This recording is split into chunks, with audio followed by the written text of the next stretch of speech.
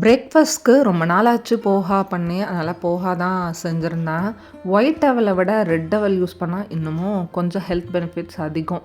இன்னும் பீனட்லாம் போட்டு நல்லா ரோஸ்ட் பண்ணிட்டு அதுக்கப்புறம் சேர்த்து செஞ்சா நல்லா அந்த கிரன்ச்சினஸோட சாப்பிட செம்ம டேஸ்ட்டா இருக்கும். கண்டிப்பா கடைசியா கொஞ்சமா லெமன் ஜூஸ் சேர்க்கணும். அப்பதான் நல்லாயிருக்கும். லெமன் ஜூஸ் நான் இந்த மாரி ஒரு குட்டி பாட்டில் எடுத்து வச்சு ஃப்ரீசர்ல ஸ்டோர் பண்ணி வச்சுப்பேன். ஒரு 10 மினிட்ஸ் முன்னாடி எடுத்து யூஸ் பண்ணிட்டு மறுபடியும் ஃப்ரீசர்லயே வச்சிருப்பேன். இப்ப இருக்க வெதர் கண்டிஷனுக்கு ரொம்பவே டல்லா இருக்கு. ஏதாவது சுட சுட அப்பப்போ டீ, காஃபின்னு குடிக்கலாம் போலவே இருக்கு.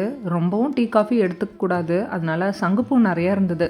ஹாட் வாட்டர்ல ஒரு 2 மினிட்ஸ் சோக் பண்ணிட்டு லெமன் ஜூஸ் விட்டு குடிச்சா அது கொஞ்சம் மைல்டா இதமா இருக்கும்ன்ட்டு அத குடிச்சுட்டு அதுக்கப்புறம் ப்ரௌனி ஆர்டர் இருந்தது. அத பேக் பண்ண ஸ்டார்ட் பண்ணிட்டேன்.